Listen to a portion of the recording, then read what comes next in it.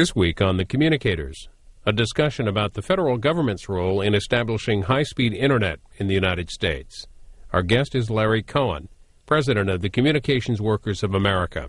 This program was taped in December 2009. And this week on The Communicators, Larry Cohen, who is the president of the Communication Workers of America. Also here to join in the questioning, Lynn Stanton, a senior editor with Telecommunications Reports. Mr. Cohen, if you could, very briefly, give us a snapshot of the Communication Workers of America.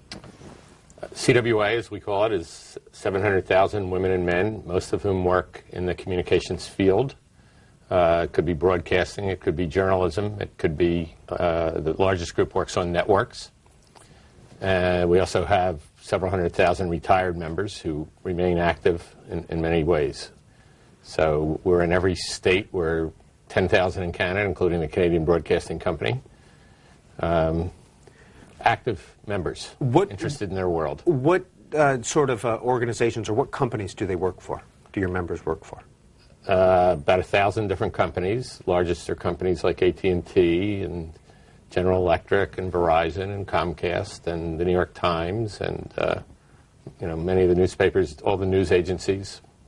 So when it comes to policy matters, Mr. Cohen, what are some of the major areas of concern that you concentrate on with CWA? Well, obviously communications policy is huge. So the future of the internet is huge for us. Right now, given what's going on, healthcare policy has become huge because no matter where our members work, the great concern about what will the future be. We obviously support healthcare reform, but the question is, what does that mean? Bargaining and organizing rights, a big problem in the United States. And great concern to our members is their ability to have a voice on the job. Those would probably be three. The global economy, I mean, we're very involved globally as well. Lots of the work our members do is affected by what's going on around the world, so we try to build alliances that are global. Well, let's obviously focus on the communications and telecommunications policy issues. One of the big issues currently moving in this country with regard to telecommunications is broadband deployment. What is your position on the broadband plan being developed by the FCC and overall broadband deployment in the U.S.? Well, yeah, first, we applaud the focus the FCC has on broadband deployment. I mean, that is exactly the frame we would use. In the last 25 years, we've dropped from the lead in terms of the global economy and broadband take-up and speeds to 15th now in terms of broadband penetration of the 30 OECD economies, and we're actually near the bottom in terms of speed. So we've been running a campaign called Speed Matters for the last 2 years across the country, get people aware of speed and why it matters, and obviously bring that message to the FCC and to Congress as well, that we are dropping, and we would say that communications is part of infrastructure in the same way as electricity, like a new grid, or water, even roads, obviously. And in terms of economic development in the 21st century, it's critical that we have 21st century internet, not 20th century internet. Your Speed Matters project shows the U.S. at ranking 28th in terms of speed. Yeah. About 5 megabits per second average download versus 20 megabits per second in South Korea. Does that really make a difference once you get up to a certain speed? If you can view streaming video, do you really need to be able to have telepresence at home? Why does that matter? Yeah, it makes a big difference, particularly on the economic side as well as in the residences you're talking.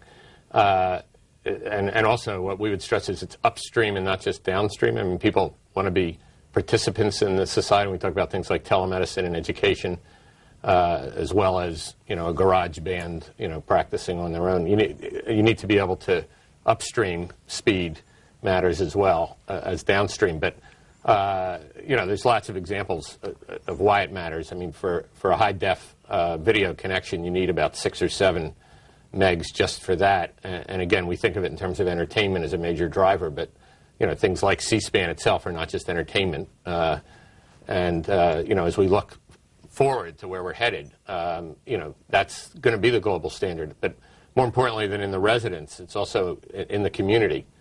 So if we look at a state like West Virginia, where we're very concerned about speed and broadband deployment, high-speed internet connections, it affects the entire economy of the state when there's no high-speed connections in most of the towns, for example, in West Virginia. in terms of economic development. So just as companies in the past would have looked at what are the roads through this town, now the road is the internet as well as the road that the truck arrives on. And why is the CWA endorsing or supporting high speed? Well, I mean, again, the biggest group of our members, it's a diversity organization, but the biggest group do work on the network itself. And so number one, it's their jobs. So we're looking at an economy now with a minimum of 10% official unemployment, and when you look at underemployment, it's 20. So the job creation for people who work on the network, number one, and number two, the job creation, the spin-offs of catching up in terms of the world economy and the economic development that goes along with it. So to the extent we're worried, which obviously we are, about job flight out of the U.S., about folks in the U.S. turning into consumers. You can't really be a consumer without working. At least most of us can't. And so it's a combination of the two. Where do our members work? Several 100,000 of them actually work on the network, and they're concerned about their futures. And also, I mean, we promote among our own members, constant training, upgrading of skills, look to the future, don't look to the technologies of the past. So, our members are really into this. So when we talk about the Speed Matters campaign, which we started in Iowa actually 2 years ago, it was our members, Iowa because of the political interest, it was our members in Iowa who sort of took it up, who met with candidates in both parties, who talked about, libraries, schools, hospitals, clinics in Iowa, not having high-speed connections and what that means. And so to our members, it helps say that our organization is not just about, as important as it is, the standard of living, but it's also about, obviously, where will our employment come from, what are the skills you need, and how do we contribute in a meaningful way to this country. It's not just to go to work. You want to feel like your work is meaningful. One of the ways that the FCC is looking at trying to shift some resources to deploying more broadband is by taking it away from traditional narrowband voice services that are supported by the Universal Service Fund. What do you think of that approach? Great. I mean, in one word, great. Yes, the Universal Service Fund was focused on POTS, plain old telephone service, or simple voice. We see voice going forward as, an application, a software application. And we need to move. The Universal Service Fund depends exactly, but $7-8 billion a year that could be used to stimulate, provide incentives for private sector investment in low-density areas or underserved areas. I think that's exactly right. We need, and Congress, needs to get involved in that as well to actually shift what it's there for. But we need about $350 billion to upgrade our internet to the standard of Korea, which is ironic to most Americans that we're way behind Korea, let alone Australia, Japan, Sweden, increasingly, as you know, the whole list of OECD economies. Japan is actually in the forefront of this. They have 100 meg service to 90% of Japan, including rural Japan, with a huge take-up as well. But, the Universal Service Fund can provide incentive, and you can match it and leverage the private sector investment. I mean, most of that $350 billion has got to come from the private sector. But when you have $8 billion a year to leverage and to set goals, for rural, even urban America, large parts of even this city are left out. There's no high-speed internet. I think that's one of the ways we can sort of get ourselves there. Use the Universal Service Fund for new purposes. You've mentioned some specific dollar amounts there, and the amount in the Universal Service Fund every year that could potentially be shifted is at least on the same level as that $7.2 billion that was in the Recovery Act earlier this year. Right. And then you mentioned the $350 billion that, as the FCC has said, is what we need to get to those really high-speed services throughout the country. Right. And you said leveraging, but what can you do with such a small amount of money that's really going to make a difference? Well, first of all, so the phase one, and this is where Speed Matters originally started, we do these state maps where, we encourage people, our site is free, people can go in there and see what their speeds are. And hundreds of thousands of people have taken the speed test, and then we publish the results by state. So, people have joked, well, why do we need to spend $7 billion? You guys have already done it. Well, we've done it by people on a volunteer basis, creating maps based on going to the site.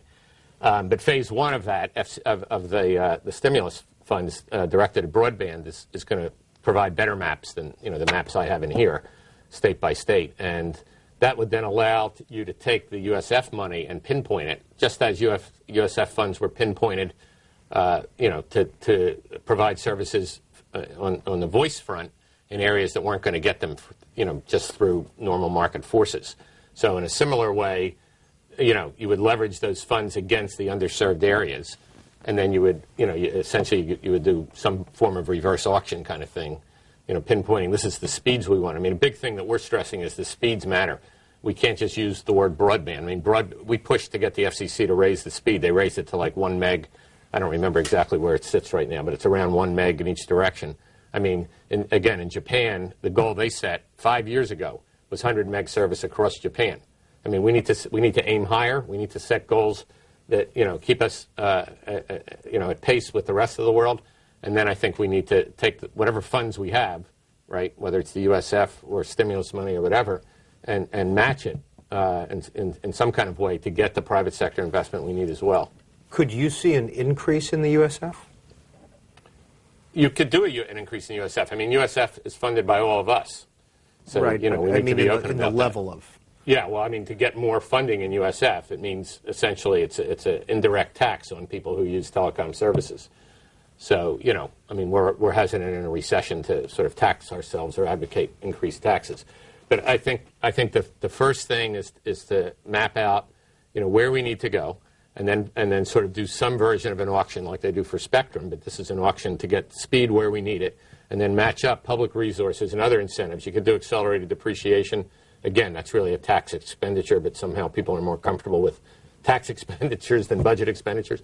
But you could do accelerated depreciation to get that investment out faster. We also need to do more to create demand. So parts of our proposals are to have sort of digital ambassadors in underserved areas. It could be high school kids working with other kids. It could be working with Brazil has a project called PC Conectado. To get computers across Brazil. Part of the reason, so to drive up demand, you also need to work in underserved areas, to get people, to get on the internet and to be using these services. So I think it's a whole approach. It's the nonprofit sector, it's the private sector, and it's the public sector. Not only the FCC, but Congress, local government has played a key role in this. Well, along with the broadband deployment, Mr. Cohen, the FCC is also looking at net neutrality and right. adding rules to net neutrality. You recently sent a letter to Julius Genachowski and the other commissioners. What was the essence of that letter? Well, the essence of the letter is, first, that we support an open internet. It's one of the principles we've had from the beginning in Speed Matters. But at the same time, we have to look at some kind of reasonable network management. Again, it's part of the incentives with the people who are investing in building these networks. In other words, if you had total net neutrality, it would mean that there would be no prioritization or no preference for any of the data bits on the internet. You wouldn't be, voice communications needs to be preferenced in a certain way, VoIP, voice over the internet, or otherwise you're going to get, you're going to get latency issues, you're going to get drops, and it isn't going to work. Similarly with video, if we were sending this over the internet, you need to be sure that there's some priority to, keeping the bits together. So we call that, managing the services to some extent, but it should be reasonable network management. If there's discrimination based on one site versus another, absolutely, those network providers need to be targeted. So there's a little bit of nuance in that letter. We're not exactly the same as some of the netroots folks who would probably say, well, what do we need reasonable network management for? And we would be saying, again, get all parties in the room with my friend Julius Genachowski and the other commissioners and figure this out. Because if we don't figure it out, you get a freeze up in investment, and this whole problem of what kind of infrastructure we're going to have only gets worse. So yes, we believe absolutely in an open internet, no discrimination, but at the same time, reasonable network management, some managed services that a network provider can manage that's their own services, so that, again, you're providing some incentives for them to spend the billions of dollars to build out. You just distinguished your position on this from sort of the strong net neutrality advocates who, don't want any management. Would you distinguish your position at all from those of the carriers and the broadband providers? A lot of your members work for them, obviously, but also right. A lot of your members work for content providers who would be more on the open internet side of the argument.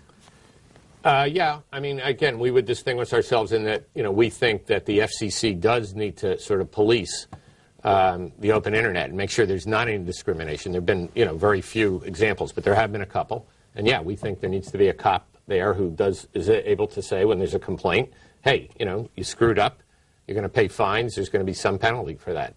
So that would so we're not saying just leave it up to the market. We're saying that there does need to be an open internet. And again, you got into an area that's very key to us, which is how do we promote, diversity of information? Things like CSPAN. How do we fund and promote diversity of information so it isn't just, market forces advertising sort of overcoming everything else. We're very worried about the concentration of content. It's another big issue to us. And so, yeah, most of those issues, virtually all of them, we would be in agreement with. It's just on the extreme, you get into a situation where if you don't have reasonable network management, you're not going to get the investment, and then we're going to have, we can have a totally open internet that's a 20th century internet. And so we got to have a balance between the two. This is C-SPAN's Communicators program. Our guest this week, Larry Cohen, who is president of the Communication Workers of America, CWA. CWA-union.org is the email address. Lynn Stanton is a senior editor with Telecommunications Reports. TR.com is the web address. Could you tell us what Telecommunications Reports is briefly? Well, we've been publishing since 1934, covering mainly the FCC and also Congress, the states, on telecom policy, everything that affects carriers that are now becoming broadband service providers. And Mr. Cohen, you mentioned right before we did that little interlude that you were concerned about the concentration of power, and in fact you've already raised red flags, I guess, from your perspective on the Comcast-NBC potential merger. Right. Yes, we're very concerned particularly about the linkage of content and network together. So again, it's not our world. We get that. So we get to be in the world we're in, and we have respect for others. But we would say the ideal world would distinguish between content and the pipe, and would not want to have a connection. So, for example, right now, there's huge differences in price points in terms of delivering content. Right now, in terms of the cable companies, unfortunately, particularly Comcast, who, we have a lot of respect for them. We have members there. But we'd be very worried about what happens to content they don't own versus content they do own. So those kind of NBC, which again is we have thousands of members there at NBC now on the content side. Our concern there is, what happens to that content with this merger. Not so much just what happens to the jobs, although that's an issue for us. But, if a higher and higher percentage of content is owned by a company that also passes 60 million homes, what's going to happen to, the whole democracy issue, as we move forward here. So they're concerns we have. We're going to raise those concerns directly with GE, the parent, and with Comcast, also with the FCC, also in Congress. I think there's ways for that merger to work. I don't see the main advantage that they see in it is the link between the pipe and the content, and that's actually where we would have the greatest concern. You were just talking about the distinction between the content and the pipe. The head of the National Cable and Telecommunications Association gave a speech recently in Washington in which he talked about First Amendment rights of the pipe owners, that in pushing the stuff over the pipe, there is a First Amendment concern there. Do you see that as a reasonable argument, or? So I'm not familiar with that argument. Where does he take that, or he or she take it? When the FCC is looking at imposing net neutrality, that they are impossibly going to impinge on First Amendment rights of the pipe owners, not on the content owners, or on the delivery of the cable system over the sort of connected cable architecture, but specifically over the broadband ISP in their First Amendment right to decide how to deliver that content. Yeah, that would worry us. We would be more interested in our rights as creators or citizens to create content and to make sure we can get that content over a public internet that isn't disadvantaged. That would, to me, be. The founders of our country, when they talked about First Amendments, they meant individuals. They didn't mean corporations. I think we're running into trouble with that in many different ways recently. I won't get us onto another subject. But, we would say the First Amendment is about, let a million people create content on this internet and let them have a reasonable chance of getting it distributed, rather than a connection between the pipe owner and deciding what content comes over there.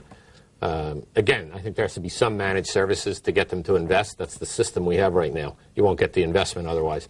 But on the other hand, a robust public internet is really where the excitement comes in and where the innovation comes in. Mr. Cohen, when you visit Congress, when you talk to Congress, what are the committees that you concentrate on as a CWO? Well, Commerce that we're talking about now, Commerce has obviously all of these issues. They also have health care, the Labor Committee, the Health, Education, Labor, and Pensions Committee in the Senate, and similarly in the House. It's pretty much a wide range because our members are in, different sides of things and 5 different industry groups. We're also concerned about manufacturing. It's another whole subject for another day. Hardly any of this stuff is manufactured in this country anymore that we're talking about.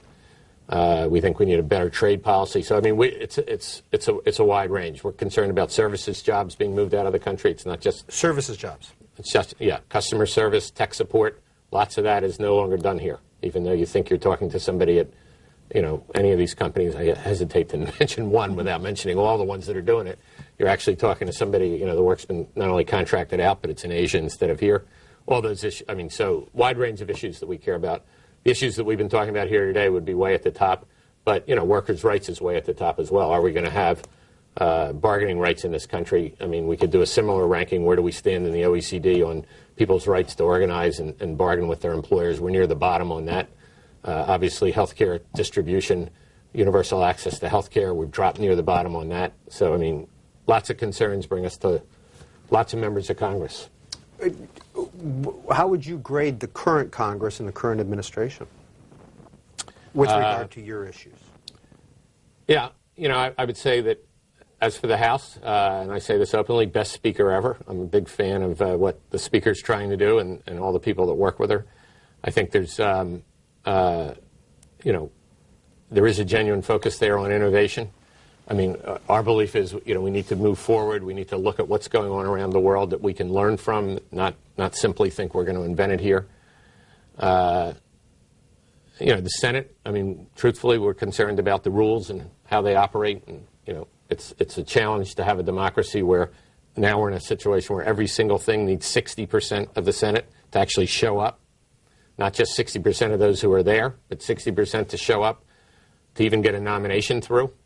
So very concerned about gridlock among our Senate friends. What I like about the White House is, they're up working all night. I know a lot of those folks. I think they're willing to accept new ideas. I think we have to go further to creating a government in a country where we're really looking at the ideas rather than looking at winners and losers all the time. But very excited about the president and his team, and get a lot of opportunities to work with them. Look forward to most of those. With all those issues in front of Congress, and obviously health care and energy are probably going to come before communications in the lineup. Yep. The National Broadband Plan is said to be non-self-executing, that they're going to present that in February. It'll have suggestions for things that should be done. Will there be any movement in Congress, any room, any impetus to move on those things? I think there's some room on the jobs front. And so, we're stressing this as infrastructure. Most of our conversation today is part of the infrastructure. It doesn't get as much attention as a bridge or even a new building. We actually think it needs more in that way. It's not as costly either. So I think there's going to be openings around jobs. Americans are concerned about unemployment, and even those of us who are working, what happens next. And we would argue a lot of what we've discussed here today needs to come into the jobs conversation. 21st century infrastructure, it's not the same as it was in previous years. Mr. Cohen, on your website, you did a recent analysis or report comparing or talking about Google and AT&T, which Right. I found interesting. Could you tell our audience briefly what that is, and if they want to see it, where they can find it on the website? Yeah, I hope I know exactly where I can find it on the website. It's probably on speedmatters.org. We have a site. That's where you can go and measure your speeds, and it should be on there. If not, I'll get it on there when I leave. So it's just www.speedmatters.org. Yeah, what we did is compare. The reason we did this, we're concerned, again, back on that net neutrality front. that in a period of high unemployment, as well as a need to get broadband deployment across the country, that we understand where the jobs are. And so if the examples that you're mentioning, AT&T employs about 300,000 Americans. Google employs about 15,000, yet Google has a higher market value. So the ability of a Google to impact public opinion around the world, I might add, is, enormous. The value they create, the profit they create is incredible compared to the number of people who work there. And so that was sort of a caution that you picked up on, that as popular as Google is, searching is, etc., paid search is what's providing the revenue there. So that's all of the content that journalists create, is getting less and less attention and less value. And the quickest way to raise advertising money right now is paid search. We're just pointing out there that in a period where most Americans are concerned about employment, we ought to see where the jobs are. So that's also capital expenditure. I mean, a company like AT&T, and I'm not here to give commercials for them, but those companies are the leading companies in terms of capital expenditure in the U.S. So last year, I believe, in the AT&T case, it was $17 billion in CapEx. I don't remember the Google number, but it's nothing like that. So we're really pointing out that while innovation is huge, while companies like Google are tremendous in terms of where our country stands in the world economy, we also have to stay focused on how do we create jobs and how do we keep up in terms of, the earlier conversation, speed and deployment, price as well, so that Americans get back to where we were, leading in the internet economy. Final question. For a long time, the perception in Washington was that Google's and other Silicon Valley companies weren't paying attention to Washington. Are you finding yourself equally matched or overmatched? Well, I think they're paying attention worldwide. My counterparts around the world will tell you they're basically in every capital, pursuing their interests. Sometimes their interests, we would say are the public interest, but sometimes it's just about Google and their profits. That's the way the market system works. Larry Cohen, how'd you get into this line of work? First as a worker, and then got active in the union, and I've been full-time in the union for like 30 years. So, Larry Cohen is president of the CWA. Yeah. Lynn Stanton, Telecommunications Reports, senior editor. Thank you both for being on The Communicators. Thank you. Pleasure being with you.